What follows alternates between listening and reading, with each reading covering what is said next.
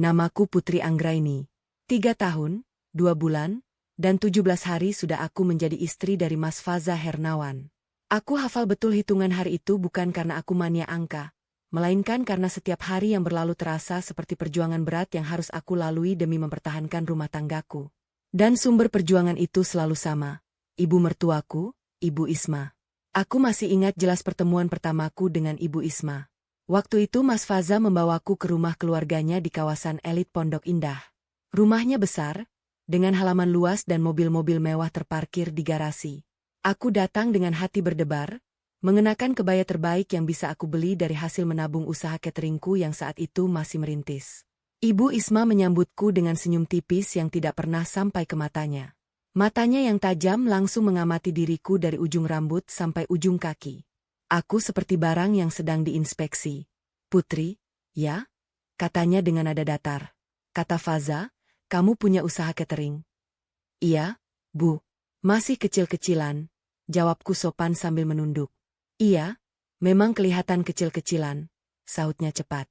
Lalu dia menoleh ke Mas Faza. Nak, ibu sudah bilang berkali-kali. Kamu itu sarjana teknik lulusan ITB, sempat kuliah di Jerman 2 tahun. Masa ibu kasih kamu sekolah tinggi-tinggi? Kamu malah mau menikah dengan... Dia tidak menyelesaikan kalimatnya, tapi aku tahu persis apa yang dia maksud. Dengan anak catering. Dengan keluarga biasa. Dengan bukan dari kalangan kita. Mas Faza menggenggam tanganku erat. Ma, putri orang baik. Dan aku mencintainya. Cinta? Ibu Isma tertawa kecil, getir. Cinta tidak bisa mengisi perut. Nak. Cinta tidak bisa membeli rumah di kawasan ini. Cinta tidak bisa menjaga gengsi keluarga kita. Aku diam saja. Karena apa yang bisa aku katakan? Memang benar, keluargaku bukan siapa-siapa. Ayahku pensiunan PNS kelas menengah, ibuku ibu rumah tangga biasa.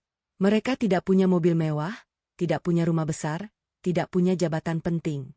Tapi mereka memberiku cinta yang tulus, didikan yang baik, dan semangat untuk tidak pernah menyerah. Usaha cateringku kubangun dari nol.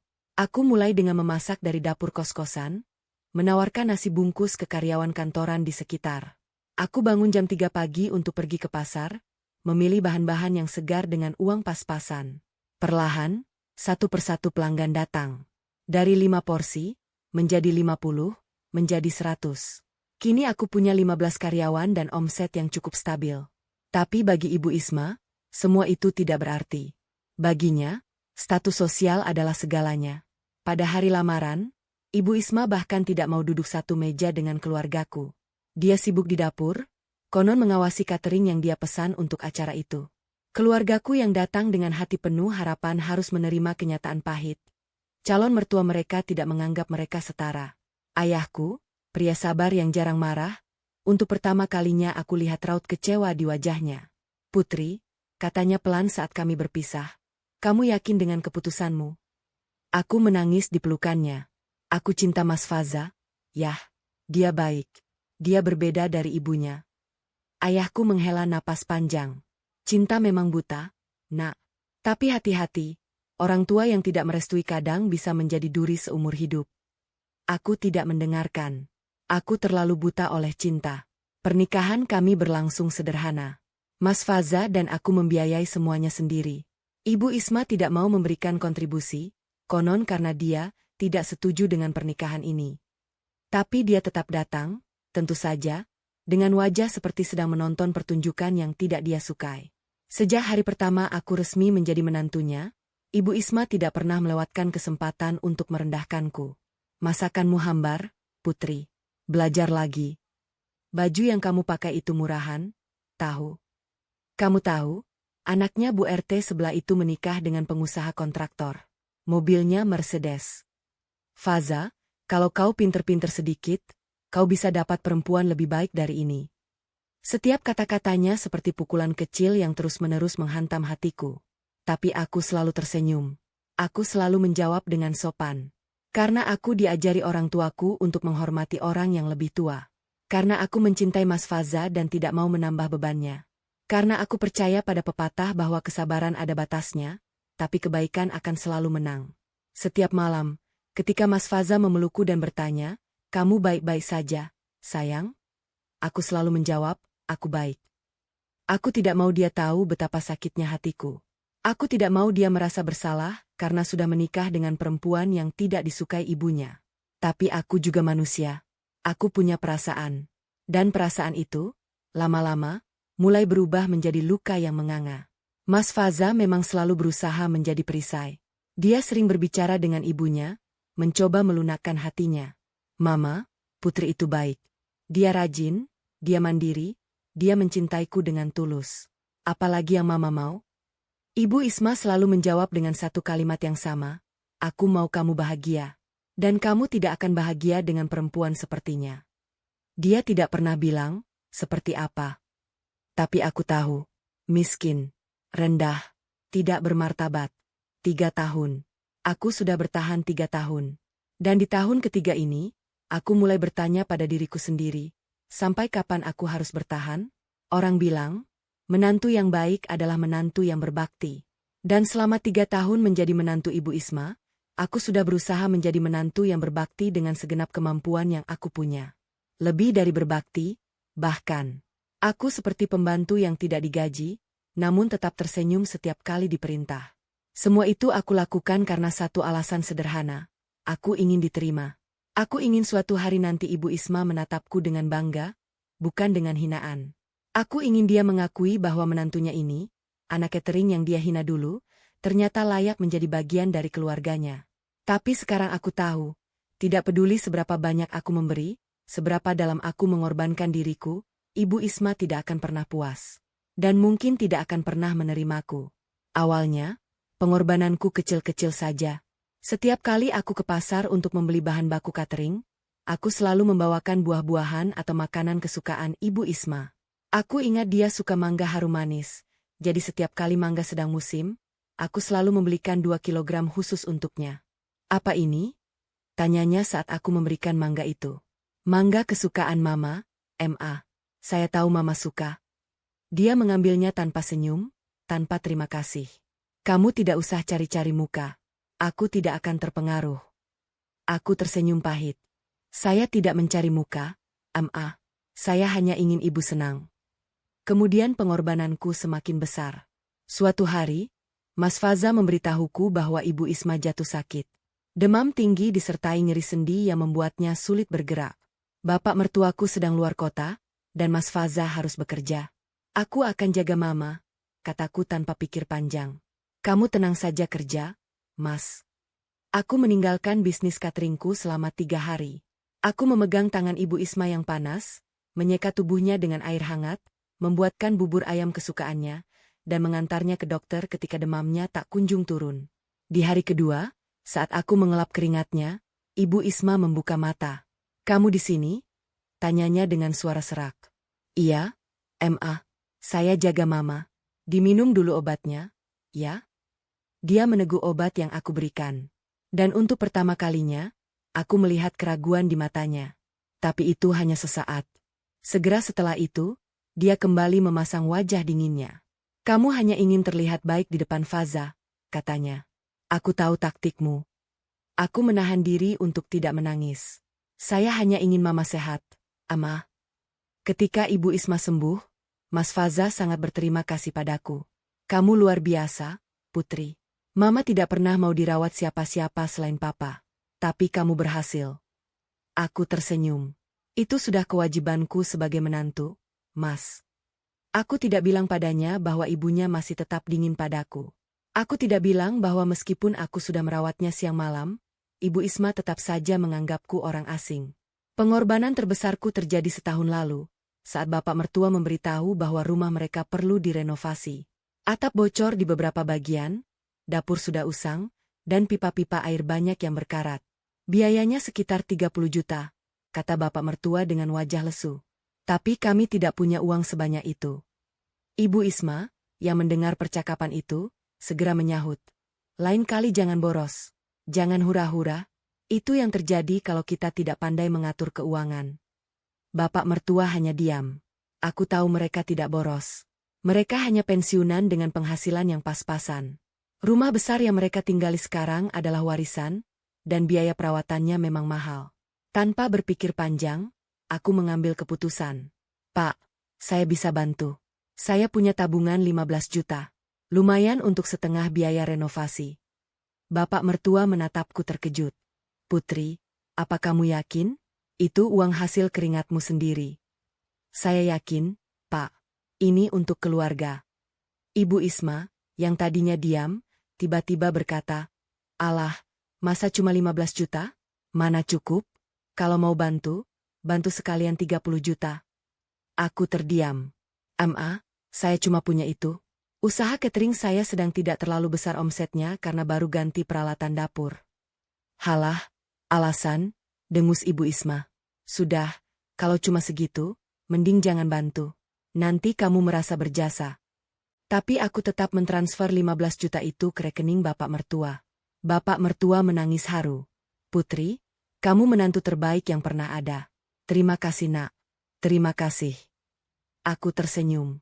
Cukup satu orang menghargaiku, pikirku. Tapi Ibu Isma, dia tetap tidak pernah menyebutkannya. Bahkan saat renovasi selesai dan dapur baru mereka berdiri megah, dia malah berkata di depan tamu, "Alhamdulillah, kami bisa renovasi berkat anak kami Faza. Anak laki-laki memang tulang punggung keluarga." Dia tidak pernah bilang bahwa sumber dana itu adalah dari menantunya yang dia hina. Mas Faza marah saat mendengar itu. "Mama, itu uang Putri. Kenapa Mama bilang dari aku?" Ibu Isma mendengus. "Ya sudah, sama saja. Dia istrimu, jadi hartanya juga hartamu. Aku tidak salah." Mas Faza hampir berteriak, tapi aku menahannya. "Sudah, Mas. Biarkan. Tidak apa. Tapi sebenarnya aku berbohong." "Itu sangat apa?" "Aku bekerja keras, berpeluh keringat di dapur, memutar otak untuk membuat menu-menu baru, bernegosiasi dengan pemasok, mengatur karyawan, membangun brand dari nol, dan semua itu dianggap sama saja dengan uang suamiku. Aku dianggap tidak punya identitas sendiri. Aku hanya istri Faza, pembawa uang yang tidak berhak mendapat pengakuan." Di malam hari, ketika semua orang sudah tidur, aku menangis di kamar mandi. Aku tidak mau Mas Faza mendengarku. Aku sudah terlalu sering membuatnya khawatir. Tapi di dalam hati, luka itu bertambah. Dan bertambah. Dan bertambah. Sampai aku mulai bertanya, untuk apa semua pengorbanan ini? Untuk siapa aku berkorban? Aku mengorbankan waktu, tenaga, uang, dan perasaanku untuk perempuan yang tidak pernah mau melihatku sebagai keluarga. Aku memberi, dan dia hanya mengambil dan mengambil. Bahkan ucapan terima kasih yang sederhana pun tidak pernah keluar dari mulutnya. Dan puncak dari semua pengorbanan yang sia-sia itu, terjadi di hari syukuran rumah baruku. Hari di mana semua kerja kerasku selama bertahun-tahun diinjak-injak dan dibuang begitu saja di depan mataku. Hari di mana aku akhirnya sadar bahwa tidak ada jumlah pengorbanan yang cukup untuk membuat Ibu Isma menganggapku layak. Tapi itu cerita untuk bab selanjutnya. Yang pasti, malam sebelum syukuran itu, aku masih punya harapan. Aku masih percaya bahwa dengan memasak sendiri untuk acara besar ini, aku bisa membuktikan sesuatu. Aku masih percaya bahwa Ibu Isma akan melihat betapa berharganya menantunya ini. Aku masih percaya pada kebaikan. Dan itulah kesalahanku yang terbesar. Setahun sudah aku menabung. Setahun sudah aku menyisihkan setiap rupiah dari hasil usaha cateringku. Setahun sudah aku bermimpi memiliki tempat yang bisa aku sebut rumah. Tempat di mana aku tidak perlu merasa seperti tamu yang tidak diundang. Tempat di mana aku bisa bernapas lega tanpa takut ada tatapan menghakimi dari Ibu Isma. Dan akhirnya, mimpiku menjadi kenyataan. Rumah itu tidak besar. Hanya tipe 45 dengan 2 kamar tidur, 1 kamar mandi, ruang tamu yang menyatu dengan ruang keluarga, dan dapur kecil di belakang. Tapi bagi aku dan Mas Faza, itu adalah istana. Setiap sudutnya kami desain sendiri. Cat dinding berwarna krem lembut yang aku pilih setelah berjam-jam membolak-balik katalog. Gorden bermotif bunga yang aku jahit sendiri di sela-sela pesanan catering. Rak buku kayu jati yang Mas Faza rakit dengan tangannya sendiri pada akhir pekan. Setiap benda di rumah ini punya cerita. Setiap sudut dipenuhi cinta.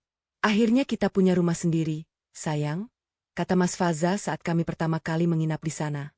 Dia memelukku dari belakang saat kami berdiri di teras, menikmati angin malam yang sepau-sepa. "Maafkan aku baru bisa mewujudkannya sekarang." Aku menoleh dan mencium pipinya. "Kamu tidak perlu minta maaf, Mas. Kita mewujudkannya bersama. Ini rumah kita. Hasil keringat kita berdua. Mas Faza adalah pria yang baik. Dia bekerja sebagai manajer di perusahaan konstruksi, gajinya lumayan tapi tidak besar. Selama setahun terakhir, dia juga menabung dengan tekun. Tapi aku tahu, sebagian besar uang muka rumah ini berasal dari usahaku. Dan aku sama sekali tidak mempermasalahkan itu. Dalam pernikahan, tidak ada milikku dan milikmu. Semua adalah milik kita. Tapi aku juga tahu, Ibu Isma tidak akan pernah melihatnya seperti itu. Kok rumahnya kecil sekali? Itu komentar pertama Ibu Isma saat kami mengundangnya melihat rumah baru kami. Dia berjalan mengelilingi ruang tamu dengan ekspresi jijik, seperti sedang menginspeksi kandang ayam. Dindingnya cat murahan. Ya, lantainya bukan marmer. Dapurnya sempit, tidak muat untuk memasak banyak. Di sini mana bisa mengadakan acara keluarga? Kami tidak berencana mengadakan acara besar di sini, Ma, jawabku sabar. Cukup untuk kami berdua saja. Ya, jelas saja, dengus Ibu Isma. Rumah sekecil ini memang cuma cukup untuk 2 orang. Kalau punya anak nanti, mau ditaruh di mana? Di dapur? Mas Faza segera menimpali. Ma, nanti kalau sudah ada anak, kami pindah ke rumah yang lebih besar. Ini hanya untuk awal. Ibu Isma mendelik ke arahku. Awal? Kamu pikir menikah dengan anak catering bisa punya rumah besar? Mimpilah. Aku menahan napas. 3 tahun, pikirku. 3 tahun aku mendengar kata-kata seperti ini. Dan ternyata, meskipun aku sudah punya rumah sendiri, rumah yang kubeli dengan uang hasil keringatku sendiri, dia tetap saja merendahkanku. Tapi malam itu, setelah Ibu Isma pulang, Mas Faza memelukku erat. Putri, dengarkan aku. Aku sangat bangga padamu. Rumah ini ada karena kamu. Jangan biarkan kata-kata mama merusak kebahagiaan kita. Ya? Aku mengangguk. Aku tahu, Mas. Aku mencoba. Dan aku benar-benar mencoba. Aku memilih untuk fokus pada kebahagiaan. Pada senyum Mas Faza saat pertama kali menyalakan lampu di ruang tamu, pada tawanya saat kami berguling-guling di kasur baru, pada pelukannya saat kami menonton TV di sofa mungil yang kami beli second. Kita harus mengadakan syukuran, Mas, kataku suatu malam. Kami sedang duduk di teras, menikmati kopi buatanku. Mengundang keluarga, tetangga, teman-teman kantor. Untuk meresmikan rumah ini. Biar berkah. Mas Faza mengangguk antusias. Ide bagus. Aku akan undang semua orang. Kita bisa pesan catering. Tidak. Potongku cepat. Aku akan masak sendiri. Mas Faza menatapku dengan alis terangkat. Kamu yakin, sayang? Itu pekerjaan berat? Mengurus acara syukuran sendiri. Apalagi kamu juga punya usaha. Aku yakin, Mas. Aku menggenggam tangannya. Ini rumah kita. Aku ingin menunjukkan ke semua orang, termasuk ibumu, bahwa masakanku layak disajikan di acara besar. Ini kesempatanku untuk membuktikan diri. Sebenarnya, ada yang tidak aku katakan. Di dalam hatiku, ada harapan kecil yang masih tersisa. Harapan bahwa kali ini, Ibu Isma akan melihat usahaku dan menghargainya. Harapan bahwa dia akan mencicipi masakanku dan akhirnya berkata, ternyata menantuku ini bisa memasak. Harapan bodoh, mungkin. Tapi aku masih memilikinya. Kalau kamu yakin, kata Mas Faza pelan, aku dukung 100%. Tapi tolong, jangan terlalu memaksakan diri. Aku janji, Mas. Dan aku memulai persiapan. 2 minggu sebelum acara, aku sudah menyusun menu. Aku ingin semuanya sempurna. Hidangan pembuka, makanan utama, hingga pencuci mulut. Aku memilih menu-menu yang menjadi andalan cateringku, yang sudah teruji oleh ratusan pelanggan. Rendang daging sapi dengan bumbu rahasia warisan ibuku. Ini adalah menu yang paling sering dipesan pelanggan. Dagingnya dimasak selama 8 jam sampai benar-benar empuk. Bumbunya meresap sempurna, kuahnya kental dan kaya rempah. Ayam goreng bumbu kuning dengan sambal teri kacang yang renyah. Ikan patin bakar dengan sambal dabu-dabu yang segar. Lalapan segar dengan sambal terasi yang pedasnya pas. Sayur asem yang segar dan asamnya pas di lidah. Dan untuk pencuci mulut, aku membuat puding mangga dan es buah segar dengan sirup gula aren buatan sendiri. Aku menghabiskan 3 hari penuh di dapur. Aku bangun jam 3 pagi untuk pergi ke pasar tradisional, memilih bahan-bahan yang paling segar. Aku memilih sendiri daging sapi paha belakang untuk rendang, ayam kampung untuk gorengan, ikan patin yang masih hidup untuk dibakar. Tidak ada satupun bahan yang aku beli setengah hati. 3 orang karyawan terbaikku datang membantu. Mbak Rina yang ahli memotong sayuran, Mas Tony yang jago mengatur presentasi makanan, dan Sari yang selalu telaten membersihkan peralatan dapur. Kami bekerja seperti tim yang terlatih, dan suasana di dapur penuh tawa dan semangat. Bu Putri, ini nanti buat acara besar, ya? Tanya Sari sambil mengupas bawang. Ini untuk syukuran rumah baruku, San, jawabku tersenyum. Semoga semua tamu suka.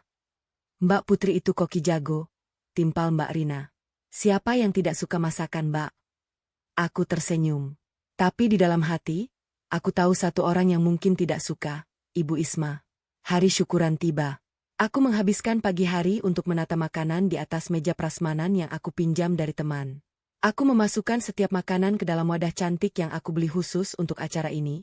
Mangkuk-mangkuk keramik putih dengan pinggiran emas, piring-piring besar berbahan kayu jati, dan gelas-gelas kaca bening untuk minuman. Rumah kami yang mungil tampak ramai. Aku menggantung lampu-lampu hias di teras, memasang taplak meja bermotif batik yang aku jahit sendiri, dan meletakkan bunga-bunga segar di sudut-sudut ruangan. Aku bahkan membuat kartu-kartu kecil untuk setiap menu, menulis nama hidangan dengan tulisan tangan yang rapi. Ini luar biasa, Putri, kata Mas Faza saat melihat dekorasi dan makanan yang sudah siap. Dia memelukku dari samping. Aku tidak menyangka kamu bisa mengubah rumah sekecil ini jadi seperti restoran bintang 5. Ini semua untuk kamu, Mas, jawabku. Untuk kita. Mas Faza mencium keningku. Aku bangga padamu, sayang. Sungguh. Pukul 10 pagi, tamu mulai berdatangan. Aku menyambut mereka dengan senyum lebar, memperkenalkan rumah baruku dengan bangga. Semua orang memuji, rumahnya cantik, dekorasinya hangat, makanannya terlihat menggugah selera. Para tamu mulai mengantri di meja prasmanan. Aku melihat mereka mengambil makanan dengan antusias. Ada yang mencicipi rendang dan langsung mengangguk-angguk. Ada yang memuji sambal teri kacang yang renyah. Ada yang mengambil 2 porsi puding mangga. Enak sekali, Putri, puji Bibi Siti, saudara sepupu Mas Faza. Ini lebih enak dari catering-catering mahal yang pernah aku pesan. Terima kasih, Bei, jawabku tersenyum. Aku mulai percaya diri. Semuanya berjalan lancar. Tamu-tamu menikmati makanan yang aku masak. Suasana penuh tawa dan obrolan hangat. Bahkan tetangga-tetangga baru yang aku undang terlihat senang. Tapi satu orang belum datang. Ibu Isma. Mas Faza mulai gelisah. Mama bilang akan datang jam 10. Katanya sambil melihat jam. Sekarang sudah setengah 11. Mungkin macet. Mas, kataku menenangkan. Atau mungkin ada keperluan mendadak. Tapi di dalam hatiku, aku tahu. Ibu Isma sengaja terlambat. Dia selalu melakukan ini di setiap acara yang aku adakan. Dia ingin semua orang memperhatikan saat dia datang. Dia ingin masuk dengan gaya yang dramatis. Dan tepat pada pukul 11:15, Ibu Isma datang. Aku melihatnya dari jendela. Dia turun dari mobil yang dia sewa khusus, bukan mobil pribadinya, dengan mengenakan kebaya batik sutra yang terlihat baru dan sangat mahal. Rambutnya disanggul rapi dengan hiasan bunga melati asli. Dia seperti bintang film yang datang ke premier. Aku menarik napas dalam-dalam. Selamat datang, Ma, kataku ketika dia melangkah masuk. Ayo, silakan. Makanannya sudah siap semua. Saya sudah menyiapkan tempat duduk khusus untuk ibu di depan. Ibu Isma tidak menjawab. Matanya langsung bergerak ke meja prasmanan, lalu ke rumahku, lalu ke para tamu. Aku tidak bisa membaca ekspresinya. Tapi aku tahu, apapun yang dia lihat, dia tidak akan pernah mengakuinya dengan baik. Baik, biar kulihat, ucapnya cuek. Lalu dia berjalan ke meja prasmanan dengan langkah anggun. Aku mengikuti dari belakang, jantungku berdegup kencang. Ini dia, momen yang aku tunggu-tunggu. Aku berharap, aku berdoa, aku percaya, mungkin kali ini berbeda. Tapi aku keliru. Aku sangat keliru. Ibu Isma berdiri di depan meja prasmananku dengan tangan disilangkan di dada. Wajahnya datar, tidak ekspresif. Aku tidak bisa membaca apa yang ada di pikirannya. Tapi tatapan matanya yang tajam seperti pisau, bergerak perlahan dari satu wadah makanan ke wadah lainnya. Dia mengamati setiap detail dengan cermat, seperti seorang kritikus restoran yang akan memberi penilaian. Semua tamu mulai memperhatikan. Suasana yang tadinya ramai penuh tawa mulai mereda. Beberapa orang berhenti makan dan menoleh ke arah Ibu Isma. Yang lain berbisik-bisik. Aku bisa merasakan ketegangan merambat di udara seperti listrik statis. "Ma, silakan dicoba," kataku dengan suara yang kucoba jaga tetap ramah. "Saya masak rendang andalan saya. Ini resep turun-temurun dari ibu saya." Ibu Isma mengambil sendok, lalu mengambil sedikit rendang. Aku melihatnya membawa sendok itu ke mulutnya. Perlahan, dia mengunyah. Waktu terasa berhenti. Aku menahan napas. Ini momen yang aku nantikan. Setelah 3 tahun dihina, setelah berbulan-bulan menyiapkan diri, setelah berjam-jam di dapur, ini saatnya aku membuktikan diri. Tapi ekspresi Ibu Isma berubah. Bibirnya yang tadinya datar mulai membentuk senyuman miring. Tapi itu bukan senyuman kagum. Itu adalah senyuman jahat. Senyuman yang mengatakan bahwa dia akan menghancurkanku. Dia meludahkan rendang itu ke piring. Bukan memuntahkan dengan sopan, tapi meludah. Tuk! Suara itu terdengar jelas di ruangan yang mulai sunyi. Aku mendengar seseorang menarik napas tajam. "Astaga!" seru Ibu Isma dengan suara yang dibuat keras. Semua tamu menoleh. Ini yang dinamakan masakan? Rendang ini keras seperti ban. Dagingnya alot, tidak empuk sama sekali. Bumbunya hambar. Ini rendang atau apa? Rasanya seperti ditampar. Aku membeku. "Ma, saya sudah masak 8 jam." 8 jam? Ibu Isma tertawa sinis. 8 jam cuma menghasilkan rendang sekeras batu? Dasar anak catering, masakannya pun tetap murahan. Beberapa tamu mulai terlihat tidak nyaman. Bibi Siti, yang tadi memuji masakanku, terdiam dengan wajah bingung. Mas Faza, yang sedang melayani tamu di belakang, mulai mendekat dengan langkah cepat. Tapi Ibu Isma belum selesai. Dia berjalan ke wadah ayam goreng bumbu kuning. Dia mengambil sepotong, menggigit sedikit. Lalu dia memuntahkannya lagi. "Sambalnya hambar," teriaknya.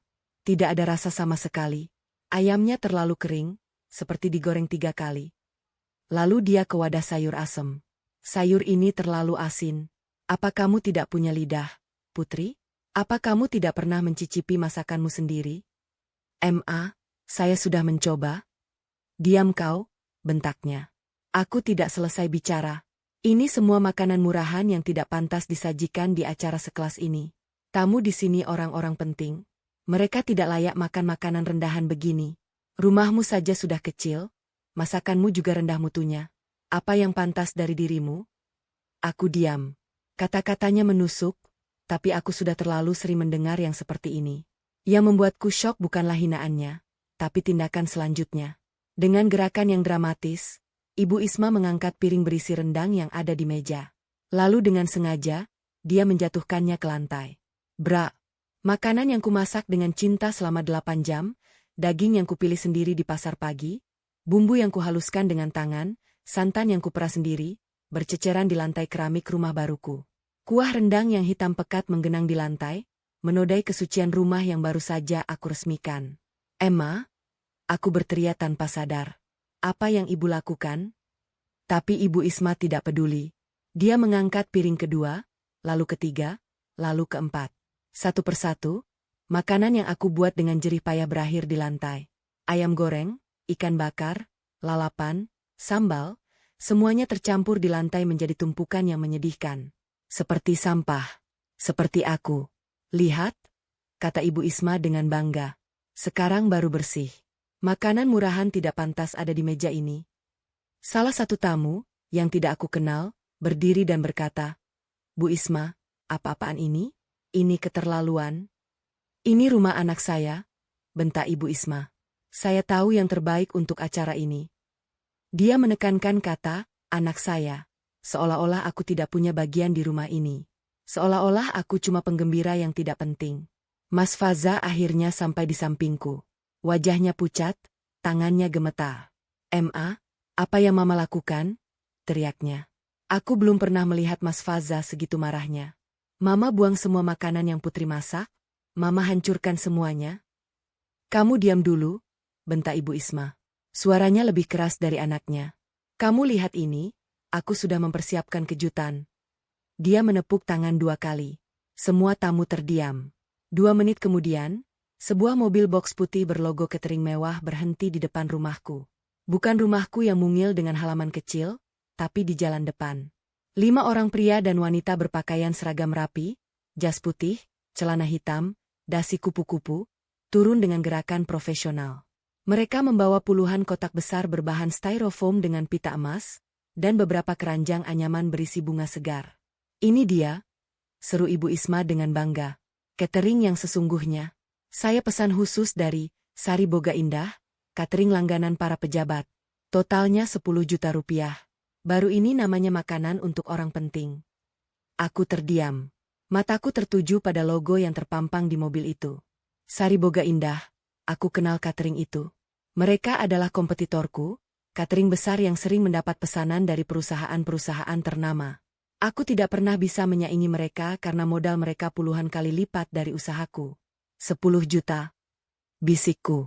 "Iya, 10 juta, kata Ibu Isma dengan nada puas. "Kamu lihat, Putri, itu baru namanya makanan. Bukan sisa-sisa pasar seperti yang kamu masak." Tamu-tamu mulai bergumam. Ada yang terkesan, ada yang tidak nyaman. Beberapa mulai mendekati meja catering mewah itu, penasaran. Tapi ada juga yang tetap diam dengan wajah canggung. "Bu Isma," kata salah satu bibiku, "tapi Putri sudah masak banyak untuk kita. Dan makanan itu sudah terlanjur dibuat." "Buang saja semua," potong Ibu Isma dengan kasar. "Saya sudah bilang, makanan murahan itu tidak pantas. Catering inilah yang akan kita sajikan." Anak buah catering mewah itu mulai membuka kotak-kotak besar mereka. Aroma makanan lezat langsung menyebar di ruangan. Aroma daging panggang dengan saus jamur, aroma seafood dengan mentega, aroma roti hangat dengan keju. Semuanya sangat mewah, sangat profesional, sangat mahal. Tapi aku tidak peduli. Yang aku rasakan hanya sakit. Sakit yang luar biasa. Sakit yang sudah kurasakan selama 3 tahun, tapi kali ini terasa lebih menusuk karena terjadi di rumahku sendiri, di hari bahagiaku, di depan semua orang yang aku hormati. Aku menatap tumpukan makanan di lantai. Daging yang aku pilih di pasar pagi buta. Bumbu yang aku ulek dengan tangan sampai pegal. Santan yang aku peras dari kelapa segar. Semua itu sekarang hanya sampah. Sampah yang dibuang oleh ibu mertuaku sendiri. Dan aku tidak bisa menangis. Tidak di sini. Tidak di depan semua orang. Tapi di dalam hatiku, sesuatu mulai berubah. Rasa sakit itu berubah menjadi sesuatu yang lain. Sesuatu yang lebih keras. Sesuatu yang lebih dingin. Aku tidak akan diam lagi. Aku tidak akan menerima ini lagi. Malam ini, aku akan mengambil keputusan yang akan mengubah semuanya. Aroma makanan mewah dari Sari Boga Indah mulai memenuhi ruangan. Aroma itu seharusnya menggugah selera, tapi bagiku, aroma itu seperti racun. Setiap hembusan bau daging panggang dan saus jamur yang menyeruak di udara terasa seperti ledakan di kepalaku. Aku tidak bisa berkata-kata. Aku hanya berdiri, membeku, menatap puing-puing makananku sendiri yang berceceran di lantai. Makanan yang sudah aku persiapkan sejak 3 hari lalu. Makanan yang aku buat dengan penuh harapan. Makanan yang seharusnya menjadi bukti bahwa aku layak. Sekarang semuanya berakhir menjadi sampah. Anak buah catering mewah itu tidak peduli dengan suasana canggung yang menyelimuti ruangan. Mereka terus membuka kotak-kotak styrofoam dengan gerakan profesional, mengeluarkan wadah-wadah makanan yang tertata rapi. Satu kotak berisi daging wagyu panggang dengan saus jamur truffle. Kotak lain berisi udang jumbo yang dibalut mentega bawang putih. Ada juga salad sayuran organik dengan dressing Italia, sup krim jamur yang harum, dan roti sourdough hangat dengan olesan butter bawang. Di meja lain, mereka menata dessert. Kue-kue kecil berlapis coklat dan krim, puding panna cotta dengan saus berry, dan berbagai macam pastry yang terlihat seperti keluar dari majalah kuliner. Semua disajikan di atas piring-piring porselen putih dengan hiasan bunga edible yang berwarna-warni. Ini bukan sekadar makanan, ini adalah pertunjukan kemewahan.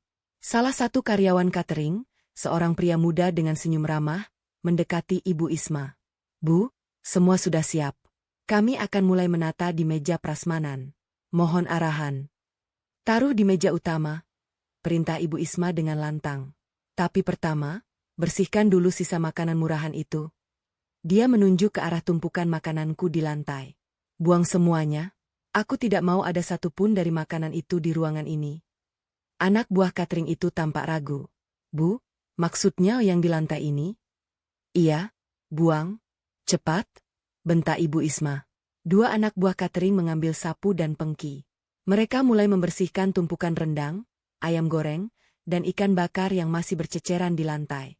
Suara sapu yang menyapu makanan itu terdengar seperti suara penghancuran, penghancuran mimpi-mimpiku, penghancuran harapan-harapanku, penghancuran semua kerja kerasku selama 3 tahun.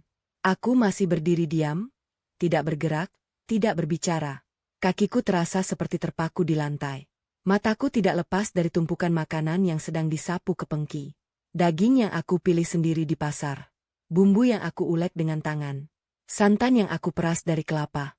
Semua itu sekarang bercampur dengan debu dan kotoran lantai, menunggu untuk dibuang ke tempat sampah. Mas Faza berada di sampingku. Aku bisa merasakan tangannya yang menggenggam lenganku, erat sekali. Tangannya bergetar. Aku menatapnya, dan melihat wajahnya yang merah padam. Bukan karena malu, tapi karena marah. Aku belum pernah melihatnya marah seperti ini. "Ma," kata Mas Faza dengan suara yang dibuat rendah tapi penuh tekanan. "Mama sudah keterlaluan. Ini rumah kami. Ini acara kami. Mama datang, menghina istri saya, membuang makanan yang dia buat dengan susah payah, lalu memesan catering 10 juta tanpa bilang-bilang sama sekali. Mama pikir ini apa? Panggung sandiwara?" Ibu Isma mendengus. "Panggung sandiwara? Aku justru menyelamatkan acaramu. Bayangkan kalau tamu-tamu penting ini makan makanan murahan itu. Malu kita semua." "Malu?" Mas Faza hampir berteriak. "Yang malu itu Mama. Mama yang membuat keributan di acara orang. Mama yang membuang-buang makanan. Mama yang mempermalukan menantu sendiri di depan umum." "Menantu?" Ibu Isma tertawa sinis. "Kamu pikir dia menantu yang baik? Lihat. Rumah kecil, makanan murahan, usaha catering ala kadarnya. Ini semua bukti dia tidak cukup baik untuk keluarga kita." Aku mendengar semua itu. Setiap kata. Setiap hinaan. Tapi anehnya, aku tidak menangis. Biasanya aku akan menangis mendengar kata-kata seperti ini. Tapi tidak sekarang. Mungkin karena air mataku sudah habis. Mungkin karena rasa sakitku sudah terlalu besar hingga mati rasa. Atau mungkin karena di dalam hatiku, sesuatu yang baru mulai terbentuk. Sesuatu yang keras. Sesuatu yang tidak akan membiarkan dirinya dihancurkan lagi. Para tamu mulai bergerak dengan canggung. Beberapa mendekati meja catering mewah untuk mencoba makanan, mungkin untuk mengalihkan perhatian dari keributan. Tapi kebanyakan dari mereka hanya diam, menatap kami bertiga dengan ekspresi tidak enak. "Ma," kata Mas Faza lagi, kali ini suaranya sudah tidak bisa disembunyikan. "Aku minta Mama pulang. Sekarang." "Apa?" Ibu Isma terkejut. "Kamu mengusir ibumu sendiri?" "Aku meminta Mama pulang sebelum Mama mempermalukan diri sendiri lebih jauh," kata Mas Faza dengan tegas. "Ini rumahku dan rumah Putri. Ini acara kami. Dan Mama tidak diundang untuk membuat keributan." Ibu Isma tampak seperti baru saja ditampar. Untuk pertama kalinya, ekspresi percaya dirinya mulai retak. "Faza, kamu memilih dia? Di hadapan ibumu sendiri?"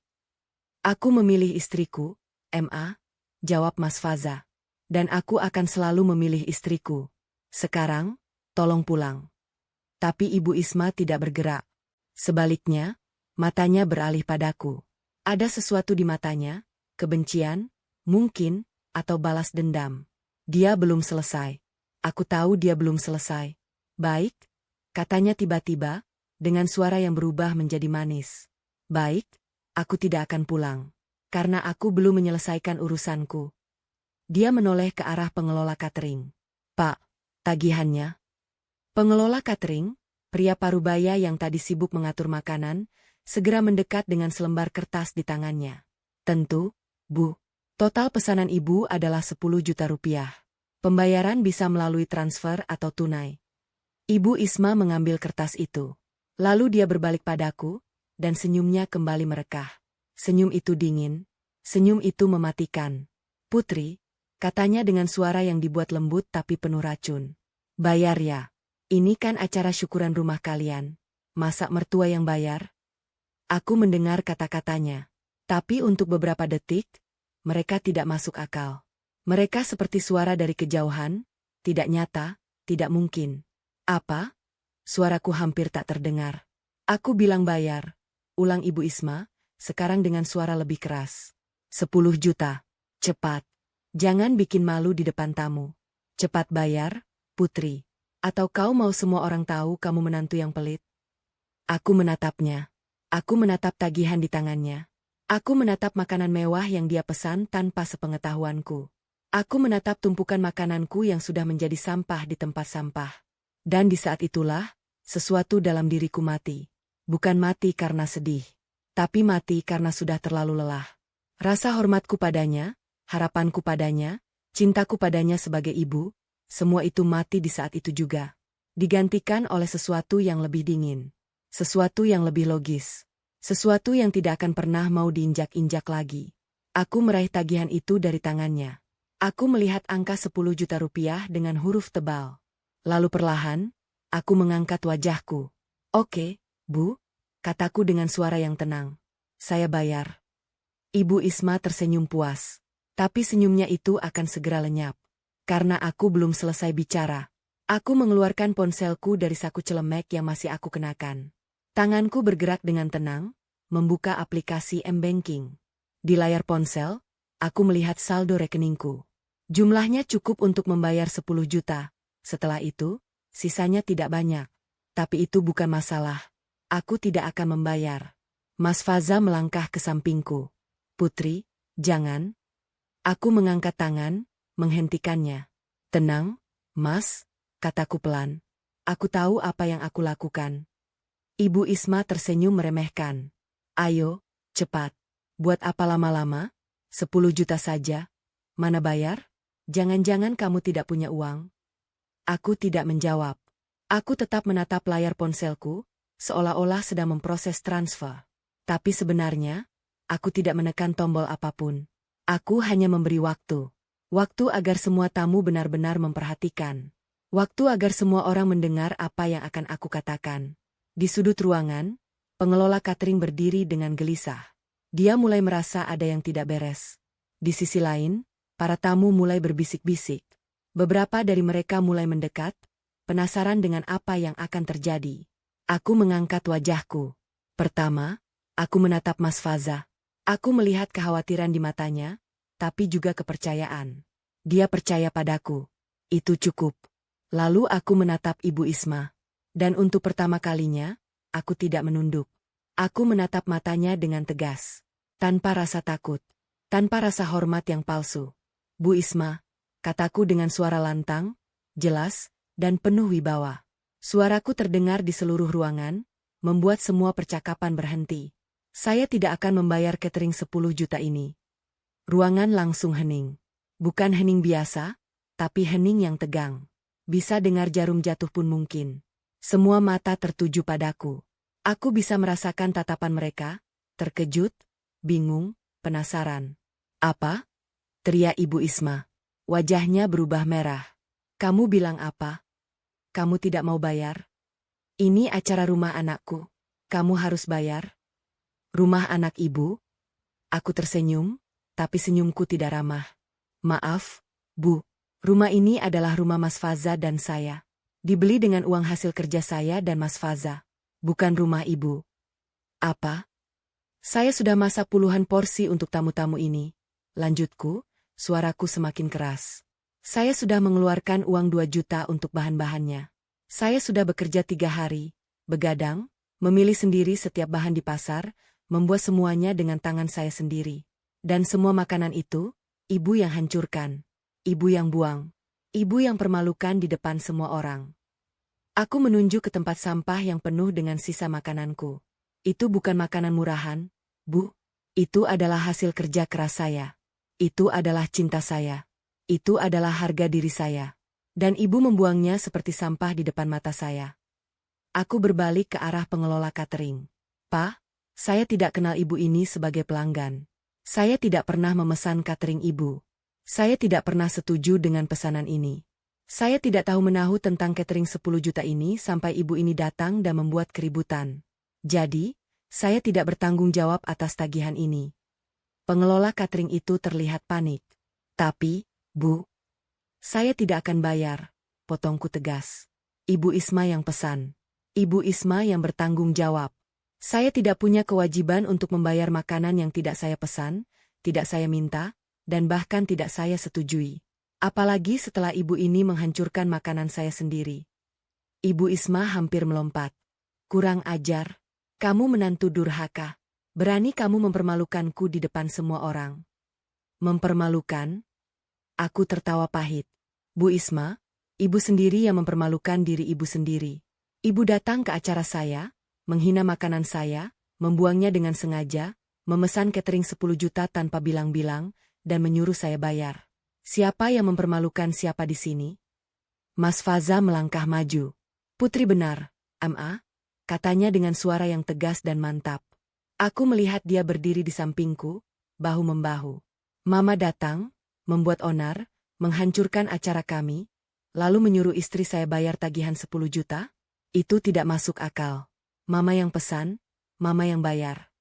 Faza, teriak Ibu Isma, suaranya hampir memecah gendang telinga.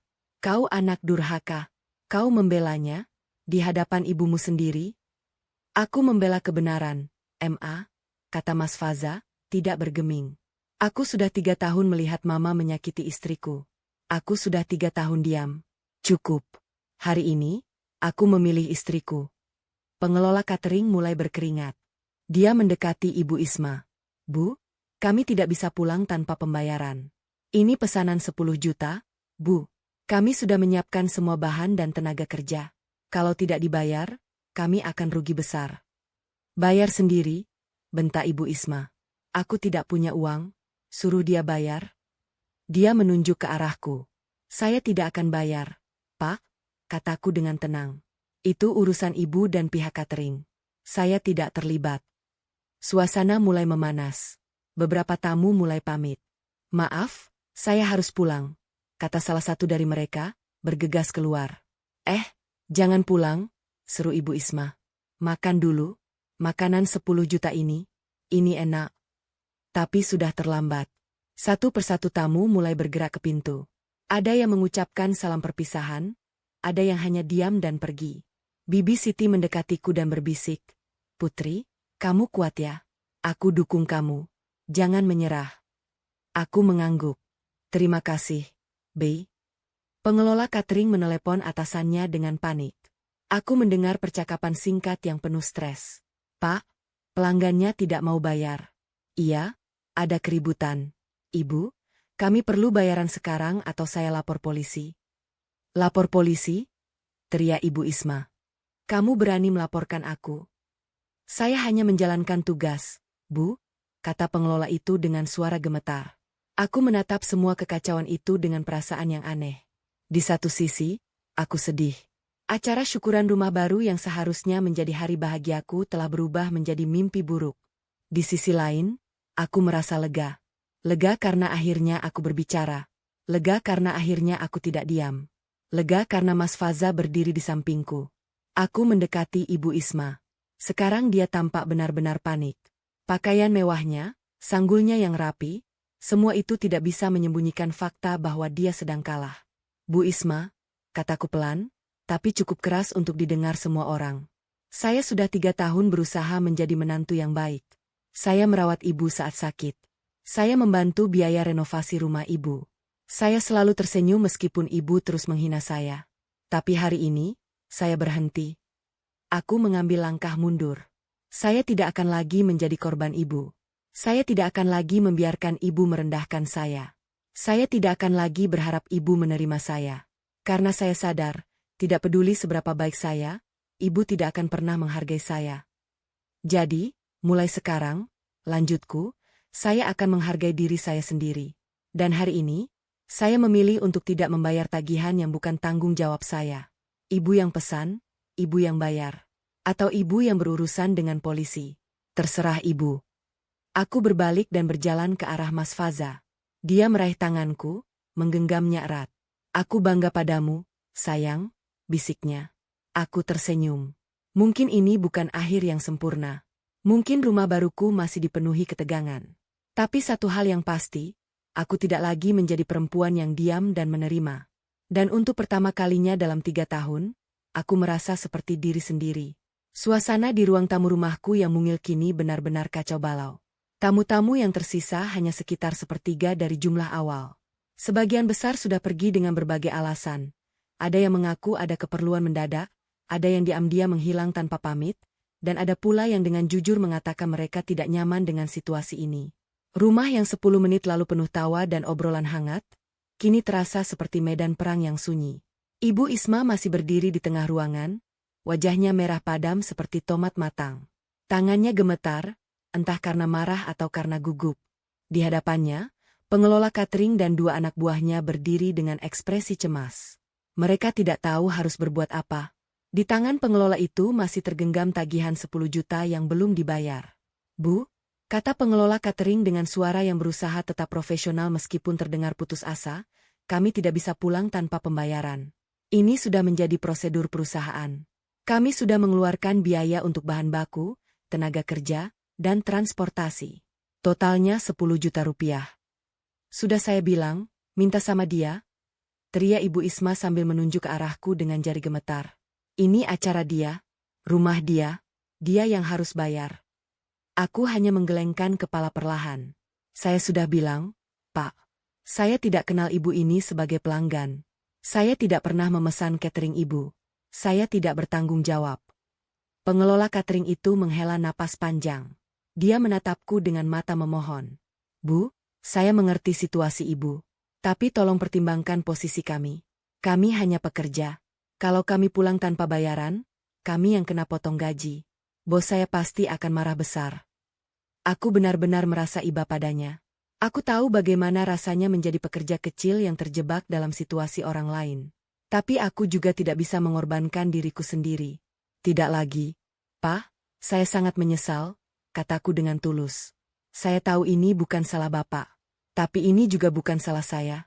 Saya tidak memesan, tidak meminta, dan tidak menyetujui catering ini.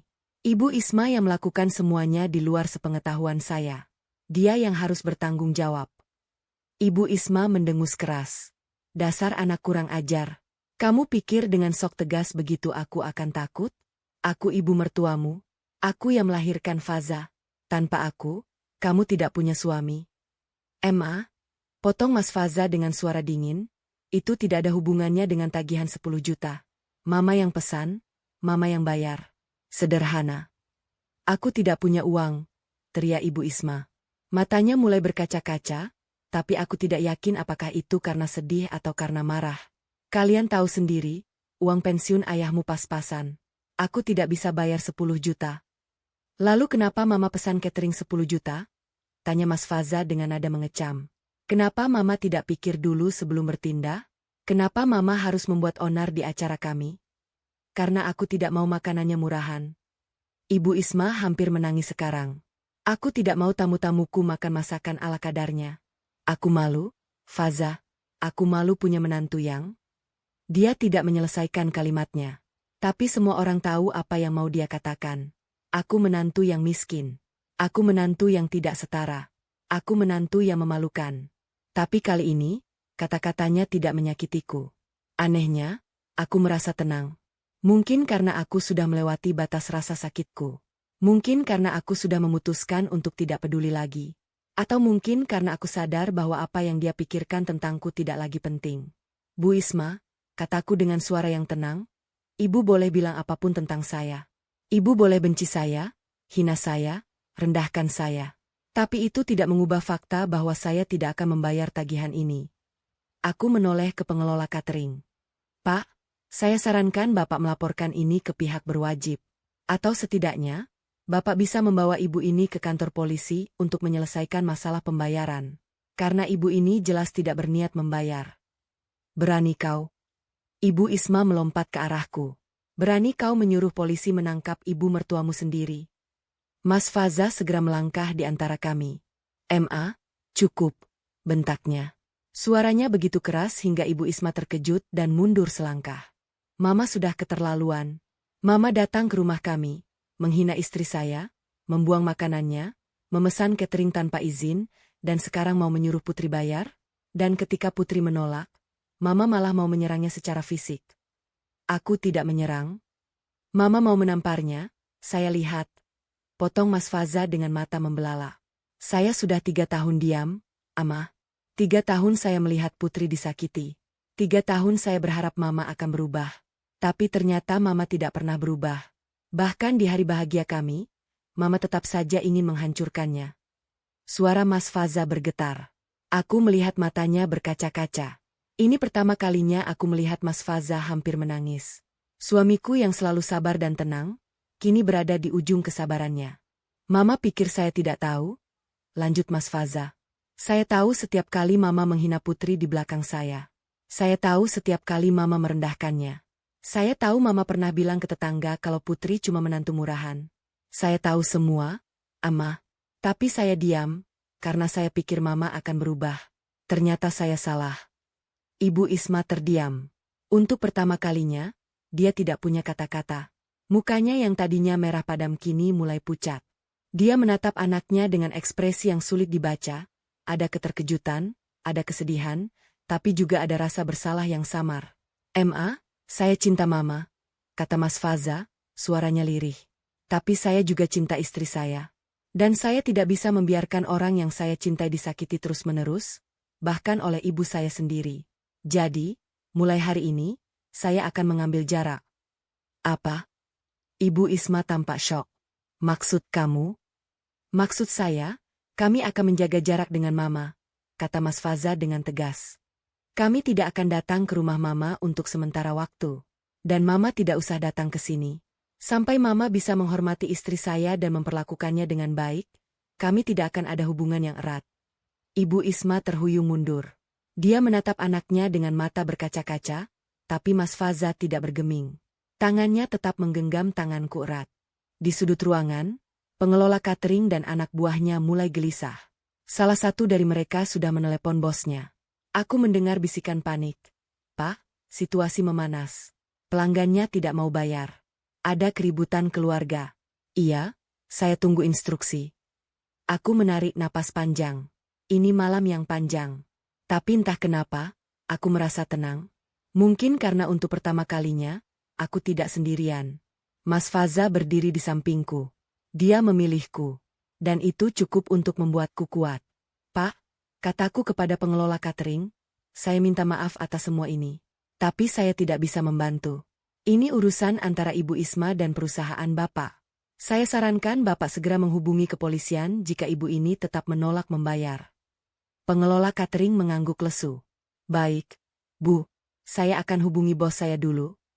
Sementara dia menelepon, suasana di ruangan semakin canggung. Bibi Siti dan beberapa tamu yang tersisa mulai pamit dengan sopan. Aku mengantar mereka ke pintu dengan tersenyum, meskipun senyumku terasa berat. "Putri," kata Bibi Siti sebelum pergi, "kamu perempuan hebat. Jaga rumah tanggamu. Dan jangan biarkan siapapun merendahkanmu, meskipun itu ibu mertuamu sendiri." "Terima kasih, Bi," jawabku. "Saya akan ingat nasihat Bibi." Setelah semua tamu pergi, ruangan tinggal aku, Mas Faza, Ibu Isma, dan pengelola catering yang masih menelepon. Hening yang canggung menyelimuti kami. Dan di tengah keheningan itu, sesuatu terjadi yang tidak pernah aku duga. Ibu Isma mulai menangis. Aku tidak pernah melihat Ibu Isma menangis sebelumnya. Selama 3 tahun aku mengenalnya, dia selalu tampak kuat, tegas, bahkan kejam. Dia tidak pernah menunjukkan kelemahan. Tapi malam ini, di ruang tamu rumahku yang mungil, dengan tagihan 10 juta di tangannya dan anaknya yang baru saja mengancam akan menjauh, dia menangis. Air matanya mengalir deras, merusak riasan sempurna di wajahnya.